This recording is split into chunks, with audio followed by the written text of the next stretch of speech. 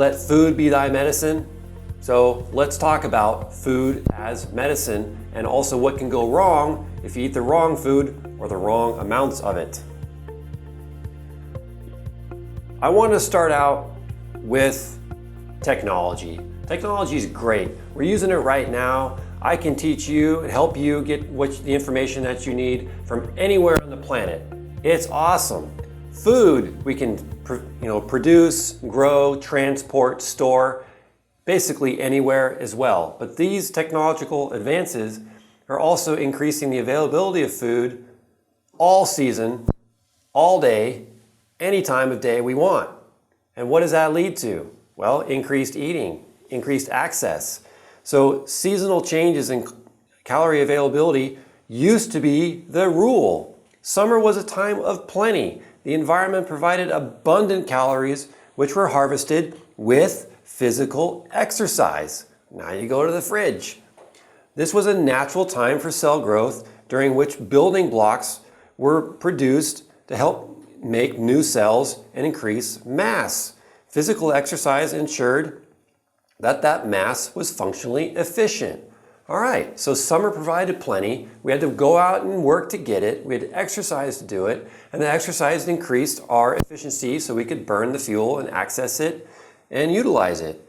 Now winter was a time of caloric restriction and a time when resources were stored in the summer, and fall had to be used with great efficiency if survival was to be assured.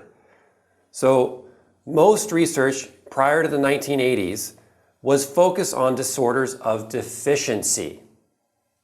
However, after the 80s, much of human nutrition research has been redirected to disorders of caloric excess, obesity, diabetes.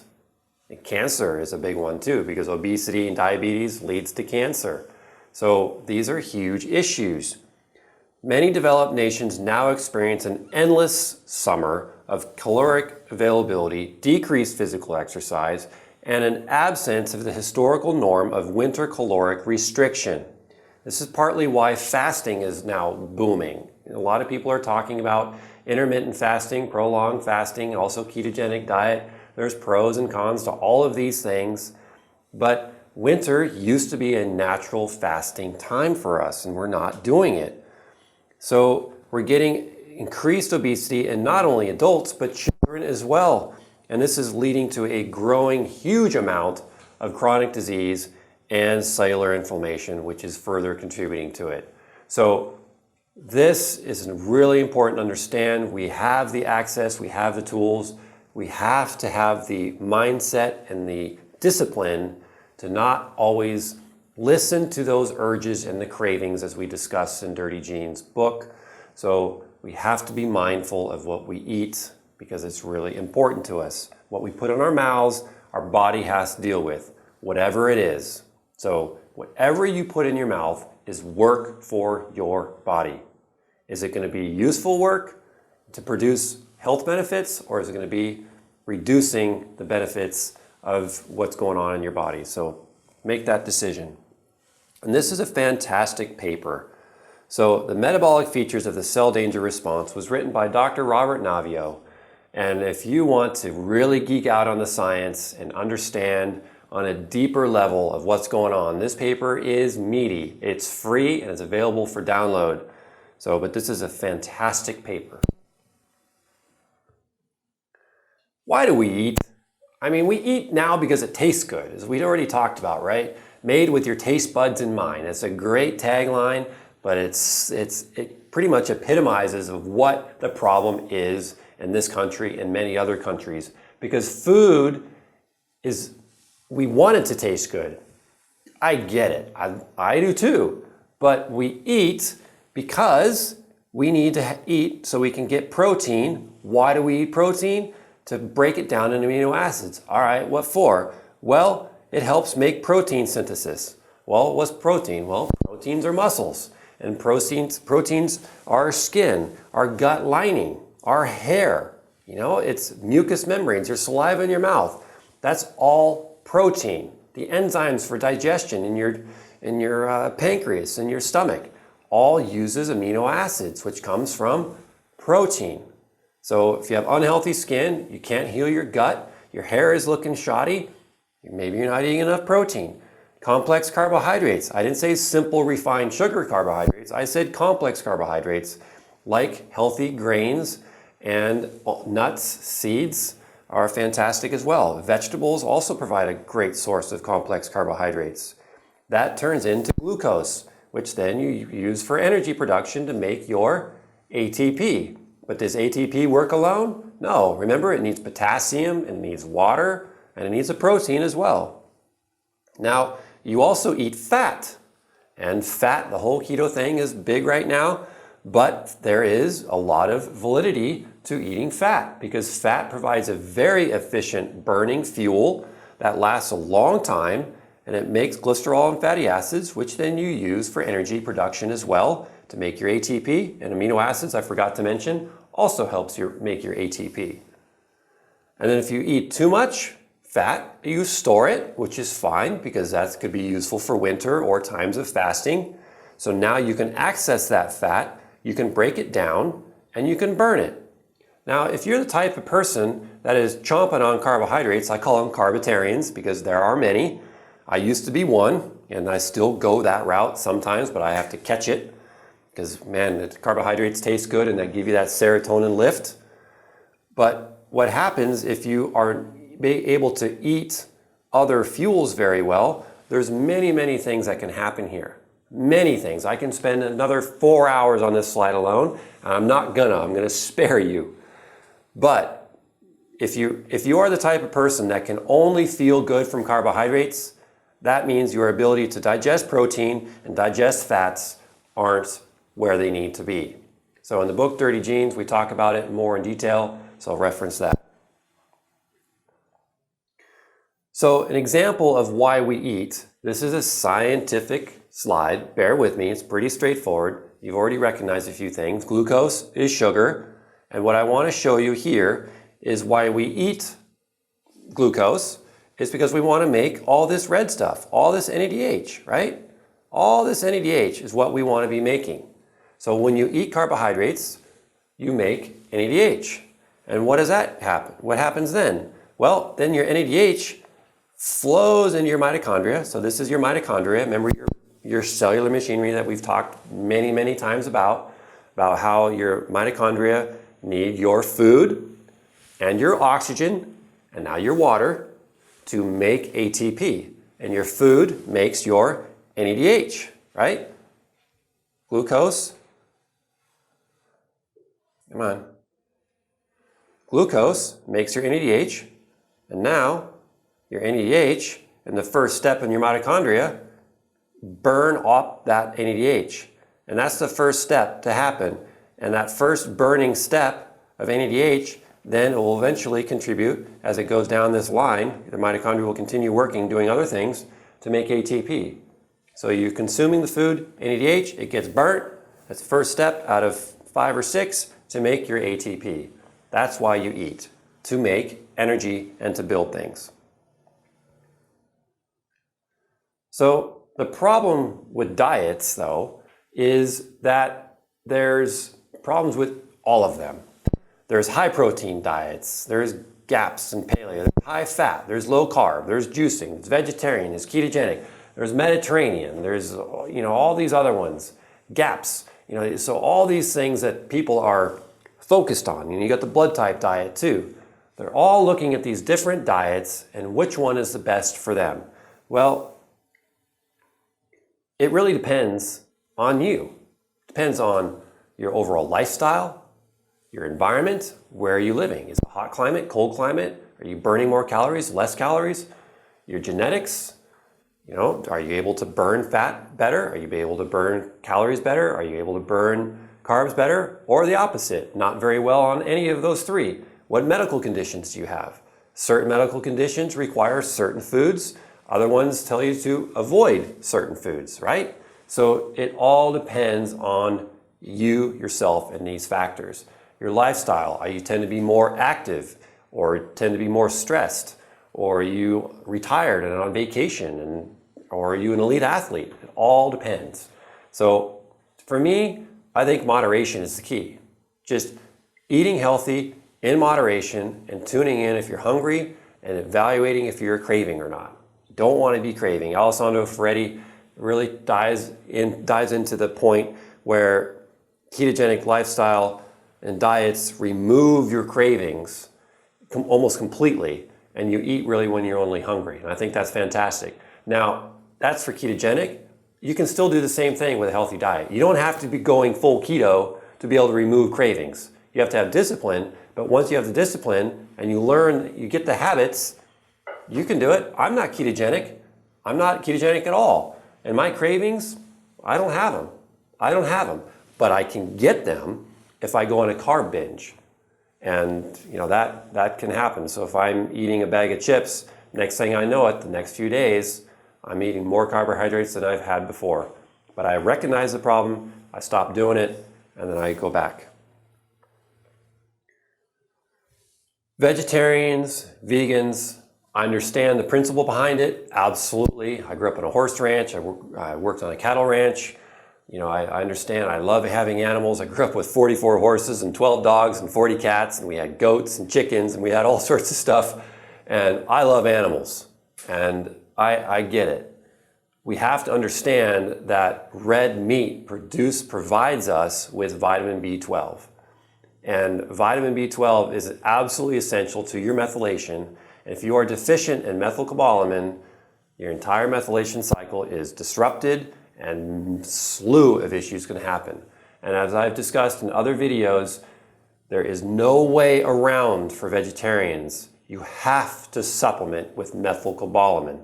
Yes, bacteria make cobalamin, but it's not methylcobalamin. It's not utilized by your body. You must supplement with methylcobalamin if you're a vegan or vegetarian. Please. Vegetarians develop B12 depletion or deficiency regardless, okay? Regardless. Vegetarians should thus take preventative measures to ensure adequate intake of this vitamin, including regular consumption of supplements containing vitamin B12. Published article. Never hungry. There are many reasons why people aren't hungry. I want to point out one here that's a common problem that nobody evaluates, okay? I shouldn't say nobody, but very few. H. pylori. Helicobacter pylori is extremely prevalent. Look, 60 to 80% of asymptomatic humans have chronic H. pylori. Prevalence of H. pylori infection is about 60 to 80% of humans. That's huge. Then if it progresses to a peptic ulcer, that's about 10 to 15%. And then progresses to gastric cancer, which is 2 to 5%. So catch this thing early. So if you have decreased appetite and it's going prolonged, or if you have stomach pain that's worse at night, consider H. pylori. There are ways to get rid of it. So there's reasons for it. I'm not going to go into science. My point is I want you to understand that it can cause a loss of appetite. And look at this. The elimination of H. pylori caused an immediate suppression of the plasmagastrin, which was causing the loss of appetite, and they brought back the restoration of a good appetite. Okay, there's a lot of information on gastrin, ghrelin, leptin, and all that too, but you just need to understand appetite suppression, H. pylori is one.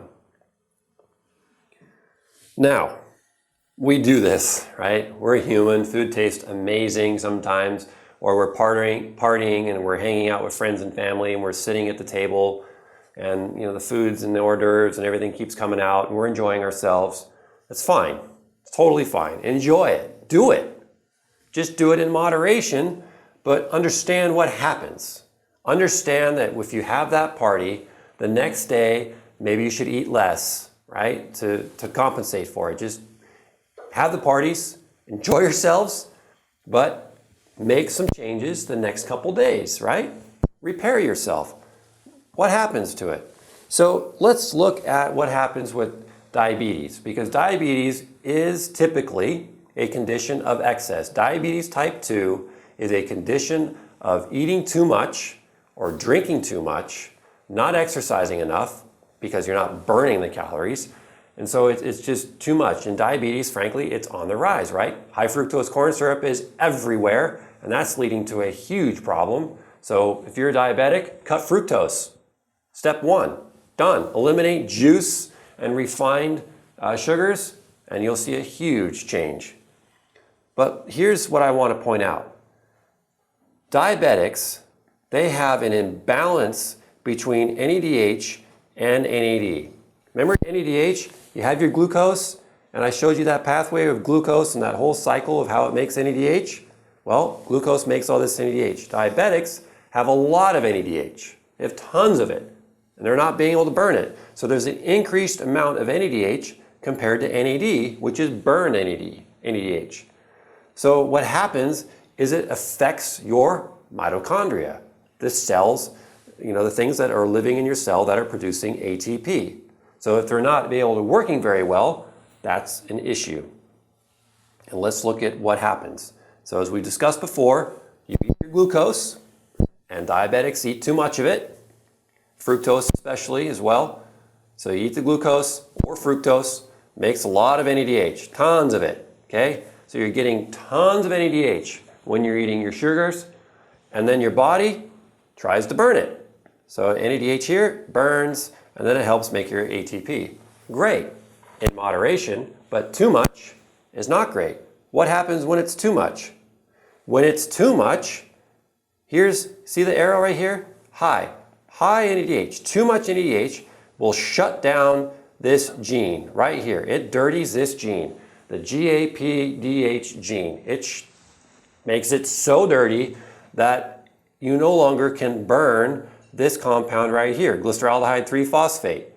All right, so what? Yeah, so I had too much sugar, and now my body's just going to deal with it. Well, how does your body deal with that overeating and overconsumption of glucose? It has to put it somewhere. You're not puking it back up, right? You're not just having a big humongous cake or a soda or even a couple slices of cake. Let's face it, some cakes are loaded in sugar, or ice cream. You're not puking it up. So it has to go somewhere.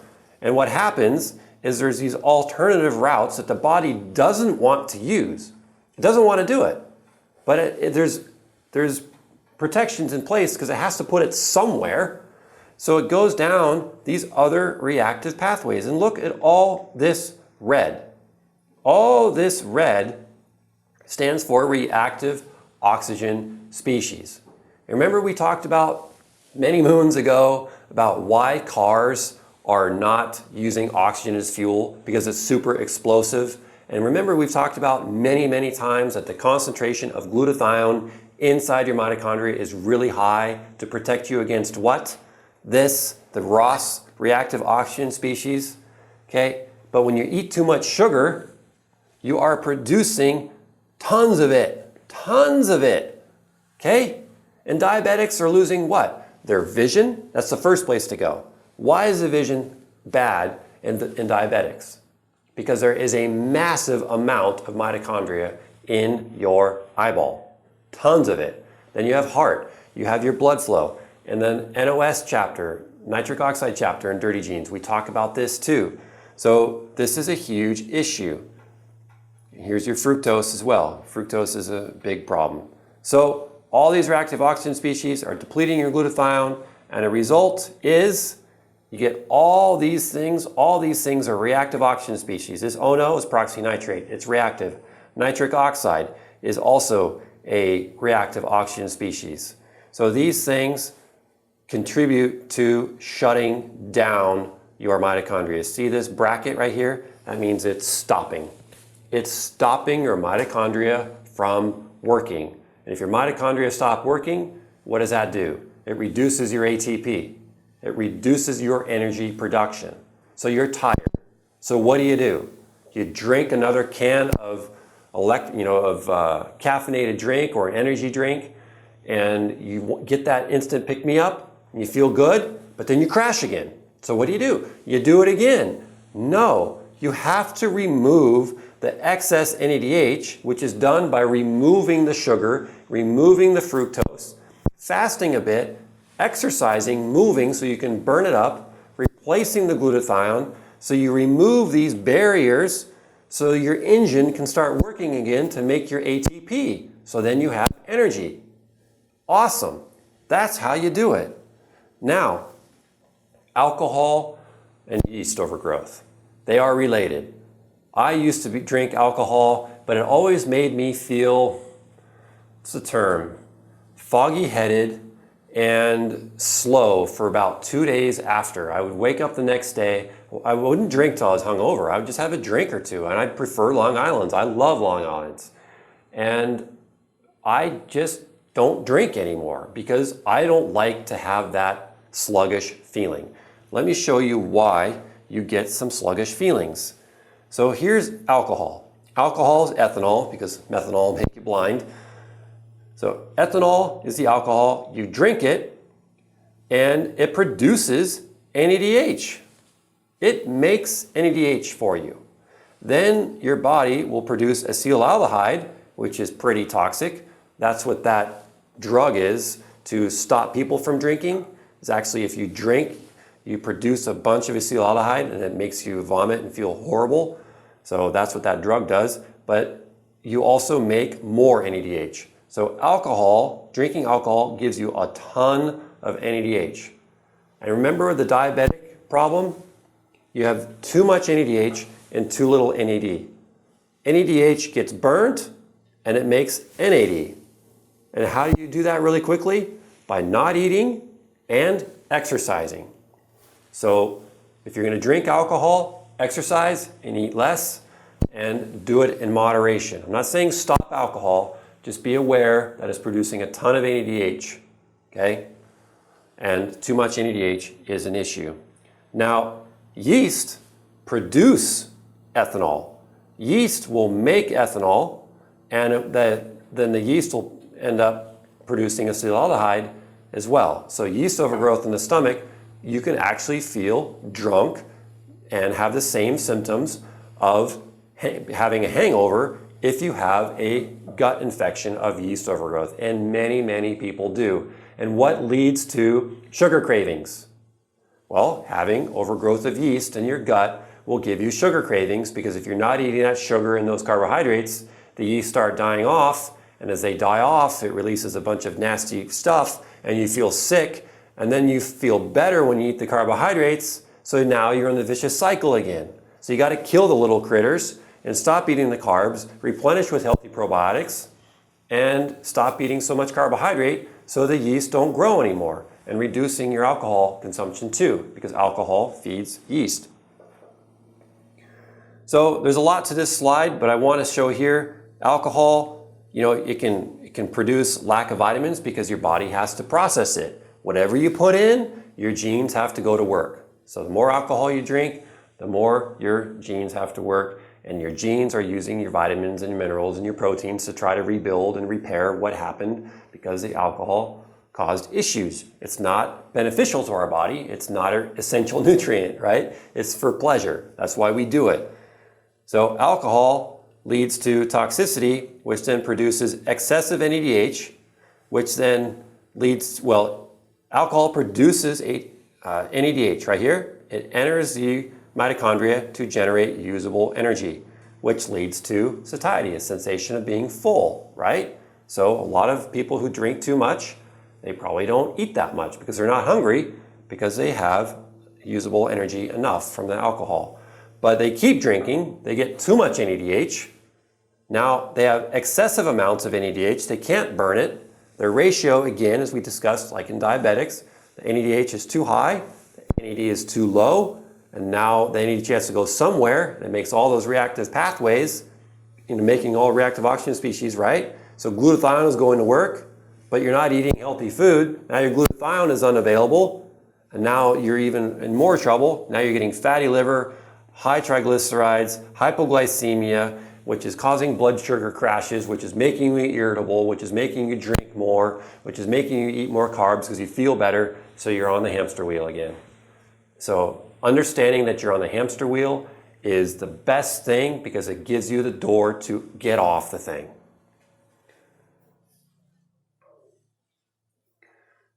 Now, I'm going to link a couple things here because when we link it together, you're going to understand the bigger picture of how genes get dirty. It's not just one thing at a time, right? It's not just alcohol. It's not just yeast overgrowth. So I'm going to show you a real life example of compounding the problem and how our genes get dirty. So this gene right here, this cytochrome P450, which we talked about earlier, how your antacids can slow this down, right, is really important to help process alcohol, but also Tylenol. So cytochrome P450s are really important to process alcohol and Tylenol. But look at this. Mitochondrial cytochrome P450 gets toxic from Tylenol and alcohol. It actually reduces your glutathione significantly. And what happens when you reduce your glutathione? Can your mitochondria work? No. Remember, your mitochondria have high levels of glutathione to protect them from oxygen that gets superoxide and reactive. So the glutathione is there to protect it, but it doesn't work. And then what happens is mitochondrial cytochrome P450 leads to a major role in drug-induced oxidative stress and cell demise. Oxidative stress is what? Reactive oxygen species. Caused by what? Low glutathione. Caused by what? Tylenol and alcohol. Some of them. Now, look at this. This is the big picture I wanted to bring to your attention again. Remember we talked about air quality? What's in air? Benzene. A lot of it. A lot of benzene's in air. What's the gene that processes benzene? Cytochrome P450, the cytochrome 2E1, the exact same gene which processes Tylenol and alcohol. The same one. And what else processes benzene? Glutathione. Seeing it, right? So if you're taking Tylenol and you're drinking alcohol and you're sucking in benzene, well, this gene is really struggling and it can't clean out the other garbage, and then your glutathione is low, now your energy is low, and your whole system's a mess. And now you're susceptible to all those conditions that we talked about earlier, how your mitochondria, if they're not working, you're going to get neurological diseases, you're going to get mental diseases, cardiovascular diseases, pulmonary diseases, any type of disease, the entire body, because your mitochondria produce energy, and this stuff messes it up. So there it is. Benzene, it's the same gene right here, which helps process your alcohol and the Tylenol, and then here's your glutathione. Gallbladder. You don't need that, right? It's not important. If you eat fat, your gallbladder is working. You need your gallbladder to store bile, and bile, anytime you eat fat, you swallow it, gets in your stomach, goes, squirrels by your pancreas.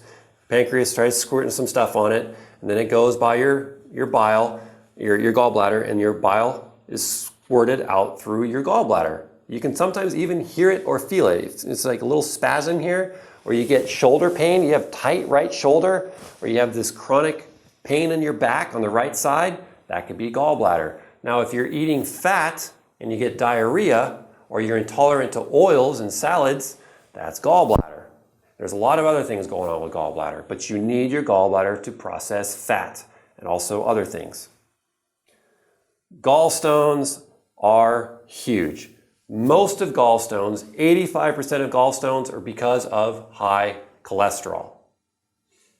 This is going to be an important point, which I'm going to tie back in at the end of this slide. 85% of gallstones are cholesterol based.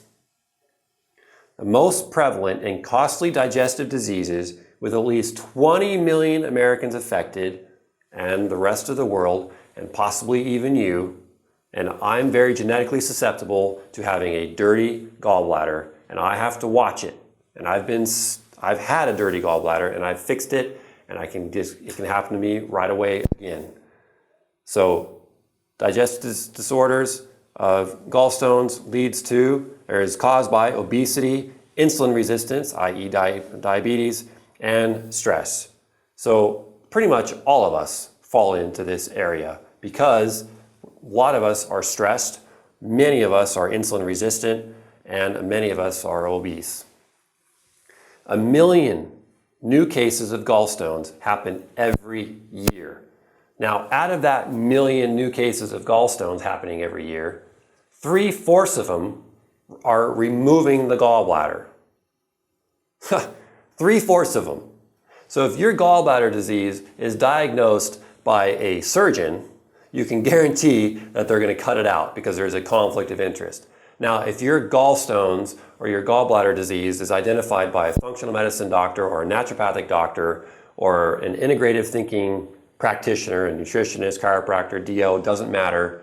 If they identify it, they're going to try to work with your diet, your lifestyle, and change it around, because many, many times you can reverse your gallbladder problems and your gallstones for the better, and you don't need to remove them. And look how many deaths every year are caused by this. 3,000 deaths a year. Now, can you imagine if a supplement caused 3,000 deaths a year? It would be yanked from the shelves like that, right? There was IV curcumin recently used on a cancer patient. It's been used for many patients very successfully. One patient died. Huge problem. Absolutely horrible for the patient.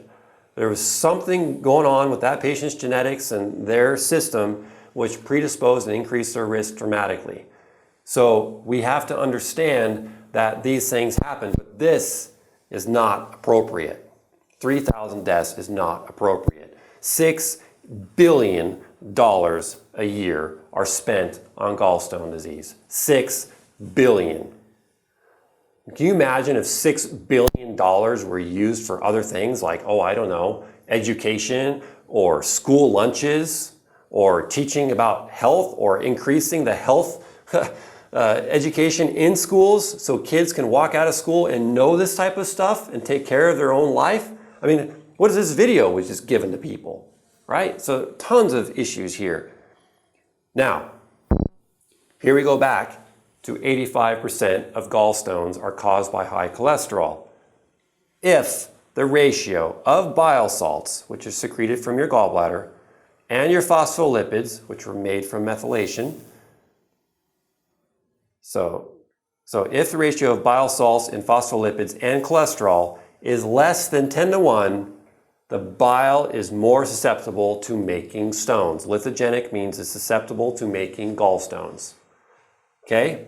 So what that means is if you have more cholesterol than phospholipids or bile salts, your bile is becoming thick, sludgy, can't get out. It doesn't squirt out. You become intolerant to fats. You get the right shoulder pain. You have diarrhea. You have headaches. And you get gallstones. And you try to fix it. And the solution is cut the gallbladder out. Wrong. Bile acid formation inhibits HMG-CoA reductase. All right, big words. What's that mean? What drug does the same thing?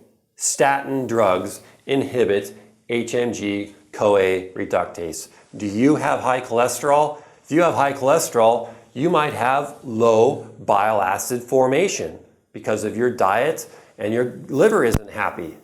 If your bile acids are working and they're forming, it inhibits the same gene which the statins do. Whoa. So you have a natural statin built in your gallbladder via bile. So keep your ratio healthy. Have your bile salts and your phospholipids from your methylation, reduce your cholesterol intake, and you can even regulate your cholesterol naturally with bile acid formation. Here are very common medications used and alcohol which speed up or slow down your genes. So these things make your cytochrome P450 genes work faster. So then alcohol, when you drink alcohol, it makes that gene work quicker, right? Which you think is good, and it is good. The problem is it's the first step of detoxification, your cytochrome P450s. If your glutathione is low, or your sulfur levels are low for various reasons, maybe you're not eating sulfur veggies, you're not eating eggs, then you're going to get really sick from these type of things because the cytochrome P450s, what they make something that's really toxic. And then your glutathione steps in and it neutralizes that toxicity. That's called phase 2. Cytochrome P450s are called phase 1. So these things also all speed up phase one. These things slow it down. Okay? So if you're taking things like ketoconazole or fluconazole for fungal infections, or you're drinking alcohol just for an evening, grapefruit juice, antacids, so all these things, and you got antibiotics here. So you need to understand what medications are being taken, but they are definitely affecting you. The ratio of 10 to 1. So remember, if you have more than 1 part cholesterol to 10 parts bile acids and phospholipids, you are going to have a bile problem. This is what you want. You want 10 parts of phosphatidylcholine to 1 part cholesterol. Here's your phospholipids, which comes from lecithin. And over the counter, you can buy that as soy lecithin. I'm not a fan of soy. I like sunflower lecithin because it's not GMO. So we provide a product called Optimal PC, which is phosphatidylcholine, which provides this section right here. And then bile salts are made from taurine and glycine. Taurine and glycine are amino acids, and they help make the bile salts. Here's the cholesterol, which you get from your diet, and here's conjugated bilirubin, which is also produced by your body. So you want to have this cholesterol here in this little sliver, and you want to have a lot of phospholipids, and you want to have a lot of bile salts. Again, this is phosphatidylcholine, which you can get via Optimal PC. These are bile salts, which you can get from taurine and glycine. We also have just plain old ox bile as well, which will take care of that as well.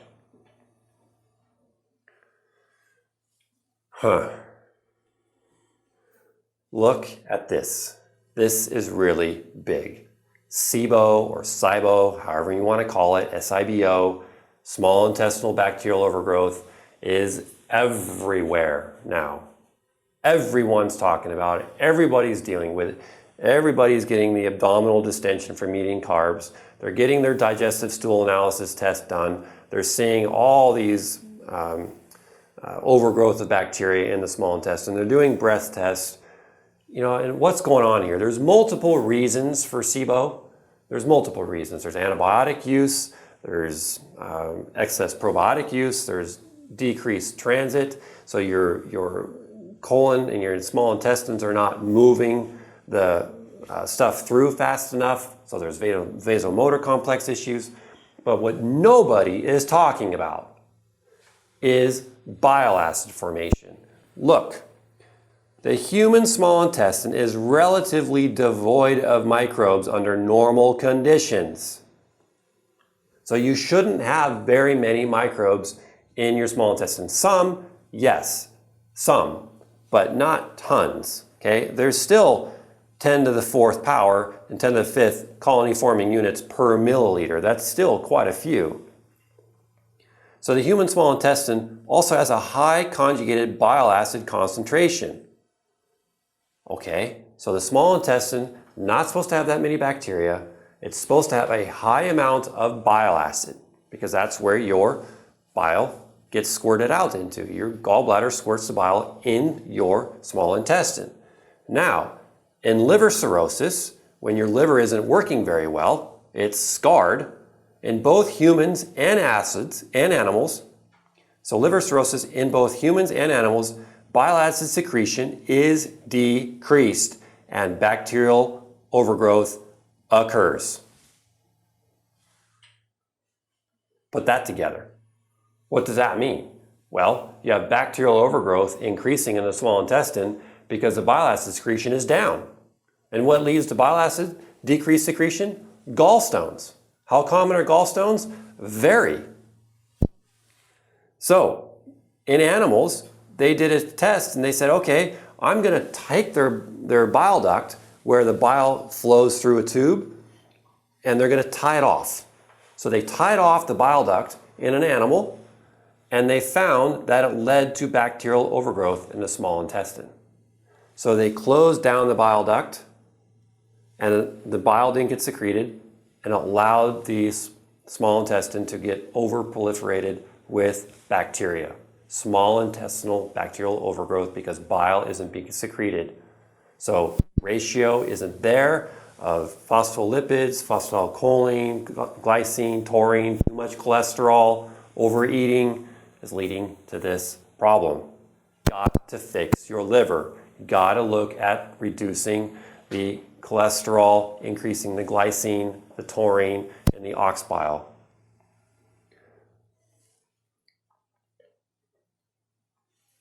Protein is a balancing act.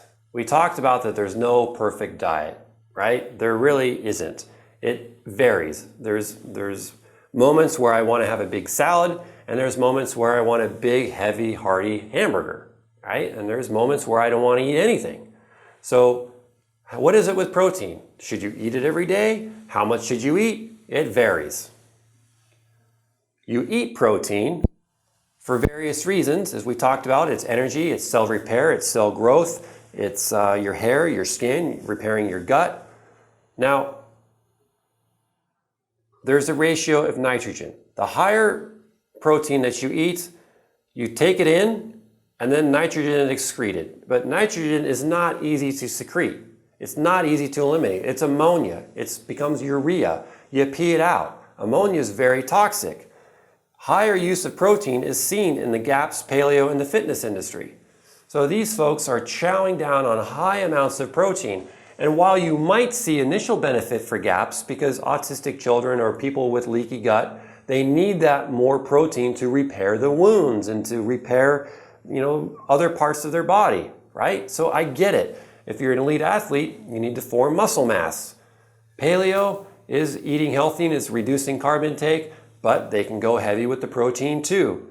Now, the body is undersupplied with protein, typically in vegans, vegetarians, fitness people, if they're not supplying additional protein, and what I call carbotarians.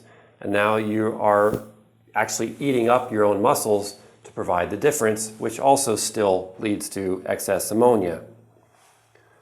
Wounds. If you're a type of person who is not healing well, watch this. A non-healing wound is because there's not enough energy to heal it. It's just not there. And then there's not enough protein because you're not eating enough protein or eating enough food in general to provide the energy you need and the protein you need, so the wound can't heal. But on the flip side, if you are eating sufficient calories and you're absorbing and consuming protein, then your wound is able to heal. You're actually able to build the cells. You're able to build the blood that you need and deliver it to the area of injury. Now, we think of a healing wound as a gash in our arm, but this could be a leaky gut cell, right? This could be your gut intestinal lining. This could be any part of your body. So you need to be able to heal it.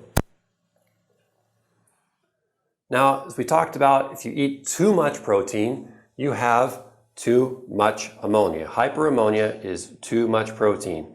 There's neurologic symptoms in 100% of people. Now, neurologic symptoms, it doesn't have to be a coma or seizures or vomiting, or inability to walk. It could be, slurring speech. It could be slow to think. It could be irritability. It could be depression. There's a lot of small nuances to higher levels of ammonia. So we have to make sure that the ammonia is being able to be moved out. And the first line of defense is not over-consuming protein. Oh, I want to point out one thing here. Decreased appetite. So if you were, for example, your kid or yourself was on GAPS diet and you were doing really well, and since you were doing really well, you stay with it, right? You haven't read the Pulse method yet, as we described in Dirty Genes. But if you are chowing on protein and you're doing well, there's going to be at some point where you need to reduce that protein intake. Maybe the GAPS diet is no longer beneficial to you. What happens is you're not going to want to eat. Your body goes in defense mode and says, you know what? I don't want to eat. But you're like, you got to eat because it's working for you. So then you keep going on the GAPS diet, you keep pushing the protein because it's worked for you before, so it can't be the GAPS diet that's causing it. But you start getting these symptoms, and I tell you, I've seen it over and over and over and over again, even with my own kids, but countless patients as well. So if you have a decreased appetite, listen to it. listen to it. If your child is really fighting you about they feel they don't want to eat protein, now it could be bad bacteria in their gut, but it could be because they're eating the protein and giving them high ammonia. So you have to address it. So clue into that. It's not because they always are trying to dictate who's boss in your house. It could be because they don't really feel good from it. Sulfites are everywhere in food. You buy salads at salad bars and restaurants. They spray sulfites all over it. You buy dried fruits in the stores, sulfites all over it. Alcohol, wine especially, sulfites everywhere in it. Sulfites in excess, and your bacteria in your gut also produce sulfites.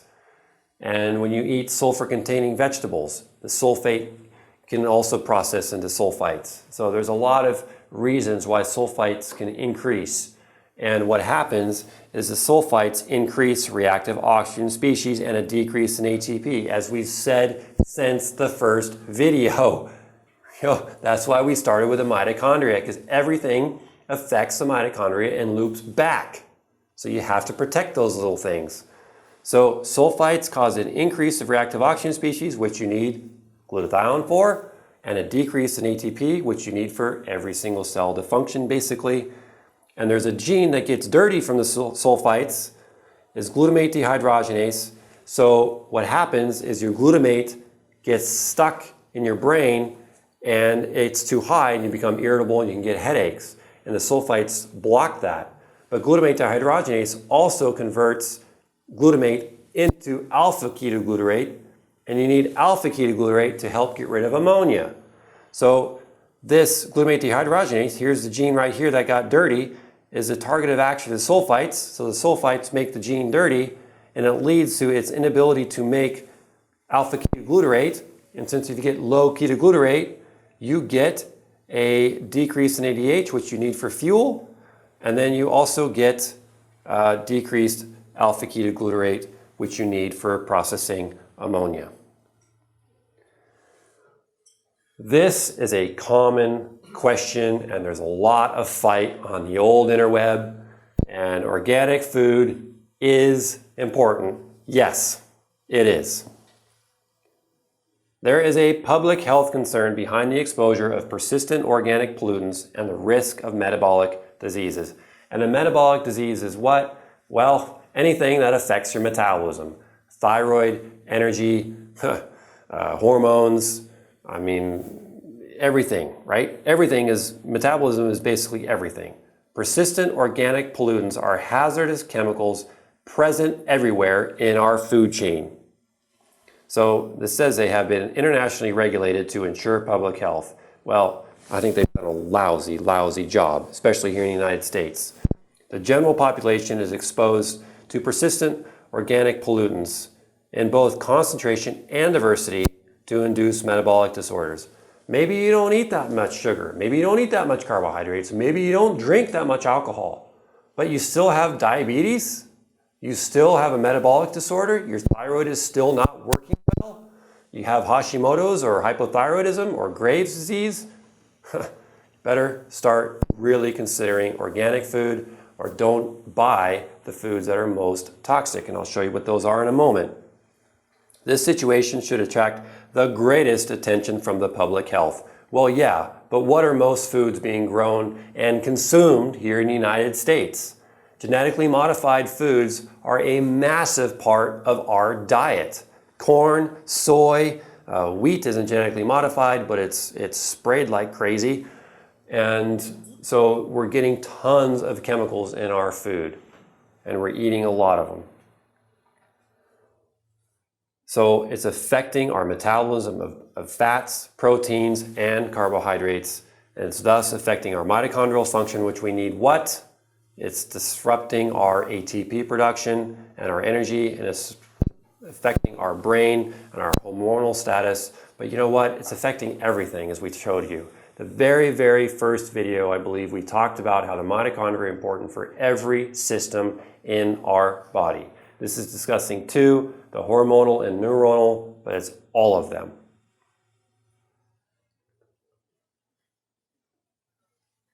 ADHD. That's not common, is it? We've talked about this before. Here's another reason for ADHD. Developmental pesticide exposure reproduces features of ADHD in children. So as a young kid, children aged 6 to 15 who had detectable levels of pyrethroid metabolites in their urine were more than twice as likely to be diagnosed with ADHD. Now, pyrethroid pesticides they're neurotoxins. They're neurotoxins. So what the pyrethroids do is they destroy the nervous system of the pest and it kills it. So we are exposed to the same thing, and while we're not dead, it's affecting our system, our neurological system. So it's a huge issue. And they've looked at genes. They've looked for dirty genes that people are born with that are increasing the susceptibility for ADHD. And you know what? They failed to identify specific genes that account for more than a fraction of cases. The difficulty in finding a strong single gene effect suggests that ADHD is either a multigenic disorder, which it is, or that environmental factors or a gene to environment interaction is the leading cause. Now, I love this one the most, the gene to environment. Nothing works in isolation in the human body, does it? No. We've talked about fast COMT and a fast MAO leading to increased ADHD in your book. So that gives you some detail about genes that are, dirty genes that are leading to susceptibility of ADHD, but it's things like this that are making your genes dirty. According to this study, 64% of children diagnosed with ADHD are actually experiencing a hypersensitivity to food. According to a study, 64% of children diagnosed with ADHD are actually experiencing a hypersensitivity to food. Strawberries are a huge culprit. Now, they look beautiful, they look innocent, but have you ever seen a strawberry farm? I've picked strawberries before they were all covered in plastic and people were wearing full suits of white and helmets and goggles and gloves, and everything was being sprayed either by plane or a huge truck. Strawberries are toxic, super toxic. Grow your own. They're easy to do. They can still be reactive. They do play a role with histamine, but that aside, keep in mind that food issues are big. Now, the alternative it's not even an alternative, but it's what is used, right? Your child is diagnosed with ADHD or you're diagnosed with ADHD. What happens? You're put on methylphenidate, which is Ritalin, right? And Ritalin increases the dopamine in the brain and the norepinephrine in the brain. That's what it does. Now, what happens is it is well known that increased dopamine may be problematic. Oxidation of dopamine, meaning it gets hurt, can reproduce reactive oxygen species, which then hurts your brain. So it damages your brain. Long-term use of Ritalin can damage your brain because it can make too much dopamine. Now, if you give Ritalin to someone with a slow COMT that's either born dirty or got dirty, and you give them Ritalin, their likelihood of increasing dopamine quinone, as we discussed in book Dirty Genes, it is a huge issue. Solve this problem naturally. Please do not use Ritalin. Here is a great shopping list that you can get at the Environmental Working Group, ewg.org. So at ewg.org, you can say that EWG's Shopper's Guide to Pesticides. Every year they update this. If you don't donate or you're wondering who to donate to, I highly support Environmental Working Group most every year. Here are the dirty dozen. Apples, celery, cherry tomatoes, oh so good. Cucumbers, grapes. What are commonly brought to parties for kids? Grapes, snap peas, strawberries, peaches, apples, cherry tomatoes. All these things are brought to parties for kids because they're easy finger food and kids love them. Toxic, top 12. The clean 15, now many people are going to bring asparagus to a party, but you can bring mangoes, cantaloupe, kiwis, grapefruit, sweet corn is great, sweet peas if frozen, papayas, all these things are great. But so these you do not have to buy organic, which is awesome. Save your money to buy these things. Now, some additional bonus info. I was thinking, I'm going to delete these extra slides because they don't really fit in, but they're so important that I got to throw them in for you. And they do relate to food. So here we go. The amount of water-soluble vitamins, that's what WSV means. The amount of water-soluble vitamins generated by your gut bacteria varies depending on the type of diet consumed. You get more water-soluble vitamins increased by your bacteria in your gut following consumption of a diet that is rich in complex carbohydrates, such as vegetables. So you get more from that than a diet that is rich in simple carbohydrates like sugar, fructose, glucose, or meat. These things are not going to be increasing water-soluble vitamins. The amounts of some of these vitamins, like biotin or vitamin B6, found in the stool are similar to or greater than the amounts ingested in the diet. So your microbiome is producing water-soluble vitamins that you yourself can use, but they also get absorbed and they get into your blood. So if you run a test and you say, okay, my vitamin B6 levels are really high, is it your microbiome? Is it SIBO? Maybe. A high vitamin or serum B12 can be indicative of SIBO. A high vitamin B6 could possibly be indicative of SIBO. So keep that in mind. It's not always, but it's showing there. Why? Because you have an overgrowth of bacteria. And the overgrowth of bacteria are producing a lot of water-soluble vitamins. Now, we talked about glucose a lot because it is an issue. High glucose concentration decrease the ability of this particular gene, THTR1, to transport thiamine. So high blood sugar induced the mishandling of thiamine in the kidney in diabetes, and it led to a decreased amount of thiamine transport, and it caused increased kidney clearance of thiamine. Diabetics are known to have peripheral neuropathies. What is a common compound that works very well for peripheral neuropathies in patients with diabetes? Thiamine, especially benfotiamine. Seeking Health offers benfotiamine, but the solution really is to reduce your intake of glucose. Okay? It's not easy to do. It's possible to do. I grew up in a home where we didn't have much sugar and it was frowned upon, and so we didn't do it. I got out of high school, I went on my own, and I was in college. The moment I got to the store, I kid you not, I got like a half gallon of some super chunky ice cream, and many times over for years, I would sit there and I'd eat the whole half gallon of ice cream in one sitting. I'm frostbiting my lips, I'm sitting in front of the TV, and I'm freezing my butt off eating this ice cream because I loved it. I felt good, and then when I got about halfway through, to be honest, I wasn't feeling that good, but I did it just to spite my parents because, man, I got it, right? So, yeah, we've all been there. Potassium. Potassium is a forgotten nutrient. There's no one talking about potassium. I think potassium deficiency is not deserving the attention it deserves.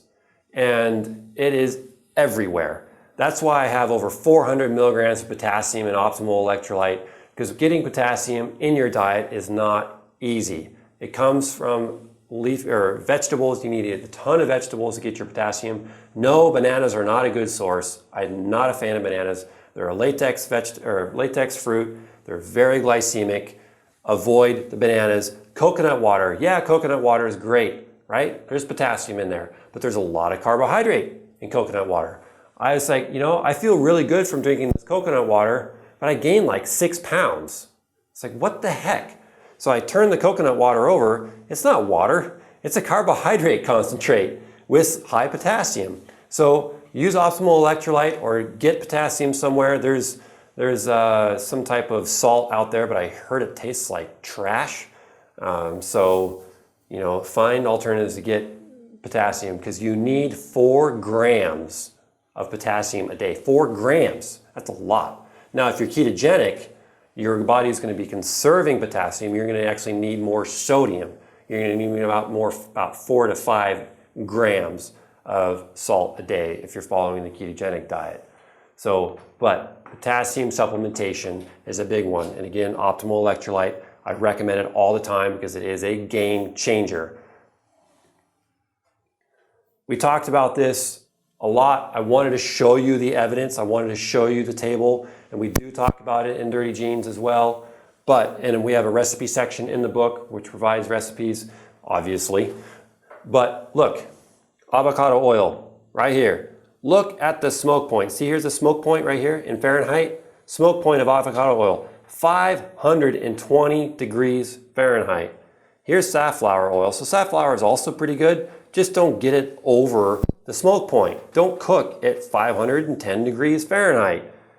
Extra light olive oil, I don't know how processed that is. So that's the question, right? So I'm a fan of avocado oil, but it is expensive. Safflower oil is an alternative. The other thing you can do is, come on, where'd it go? There it is, ghee. Ghee is great. Now it's not as fantastic as safflower avocado, but it's up there. And what ghee is basically there's a clarified butter and there's a purified butter. The traditional ghee is a huge process, but you can boil your own ghee. And Wellness Mama, I believe, has a recipe. You just take butter, you throw it in a pan, you don't burn it, you do it on low temperature, you start boiling it, you don't make it brown, and you start getting all this white stuff at the top. That's the protein. You scoop that out, you throw it away, and then you cool it. And as you cool it, then you pour it in before it cools down too much, you pour it in a glass container and you put it in your fridge, and you've got yourself some ghee, which is a lot cheaper than buying at the store. Take home points about food. You can take a picture of this list, stick it on your wall or what have you. Food is for fuel and rebuilding. It's not to tantalize your taste buds, right? Food is fuel. You don't go to your car and put in sucrose or milk duds in the gas tank. You know that's not going to work, so you have a gas tank. It's right here, right? And your muscles and your fat and your protein, right? That's your fuel. So fuel yourself with the fuel you deserve, right? Put in 99 octane in you. Fuel cannot be utilized if your mitochondria are not working. If your mitochondria aren't working, you're not working. Every system in your body will not work. Very beginning, we talked about the importance of mitochondria. We talked about how you need your food, you need your air, now you need your water to get the food, to get the energy into your mitochondria so you can produce ATP, right? That's the fuel that you will be burning. But they can't be working well if what nutrient and compound is low? Glutathione. Glutathione. Optimal liposomal glutathione is a key nutrient. Nitrogen balance is important. Evaluate. Make sure you're not eating too much protein. Now, if you're recovering from a burn injury or you're an elite athlete, fine. If you're on vacation, reduce it. 1 gram per 2 pounds of body weight is pretty standard. So you can just say 1 gram per 2 pounds. I'm 200 pounds. I need 100 grams of protein a day. Okay? That's basically what I need. No diet is the one. Sorry. It's all commercial nonsense. Has to be evaluated. Food should be organic, ideally free range, ideally grass-fed, ideally homegrown, as much as possible. I get it. It's life. You go out to restaurants, don't stress about it, but just aim to do your best. Excessive glucose is harmful. Don't be stupid and defy your parents and sit there like I did and eat a half gallon of ice cream. Excessive protein, excessive fat. Basically, excessive fuel is bad. What happens to the lawnmower if you keep trying to start it, right? over and over and over again, you know it starts smelling like fuel, and you know, what do? You wait. Basically, your lawnmower fasts, chills out till the gas is gone, then you can fire it up. And what happens after you fire it up? It kicks out a bunch of smoke, which are reactive oxygen species. That lawnmower needed some glutathione. So don't flood your own engine with fuel, because that's what protein, glucose, and fat is. Insulin resistance is due to NADH excess and biostagnation and NOS imbalance, which you'll learn in the NOS chapter in Dirty Genes. Pseudohypoxia is just as harmful as hypoxia. So you know how air is important. Breathing from where? Abdomen. Abdominal breathing is exceptionally important. You know that because you'll get hypoxic, which is decreased air. Pseudohypoxia is caused by excessive amounts of any excessive fuel. Excessive fuel burn out your ability to burn. Your energy cannot be produced. So pseudohypoxia is just as harmful as hypoxia, which is basically diabetes. Diabetes, your body isn't breathing. Think of it that way. You're breathing, but your body isn't breathing. That's what diabetes is. Microbiome contributes to water-soluble nutrients, so is it affecting your testing results? Is the high B12 and the high vitamin B6 a sign of SIBO? Alpha-ketoglutarate, molybdenum, citrulline, thiamine, potassium, these are nutrients to watch, and because they're commonly deficient, especially if you're eating a lot of protein or a lot of sugar or a lot of sulfites and sulfur, and just in general, we're not eating enough. So I hope that has served you all, and that has been a tremendous amount of information for you. Do it in bite-sized chunks. I really want you empowered and taking action, right? So the Dirty Gene course has been a great tool for you if you implement it. Get out there, implement, optimize your life, and thank you. Bye.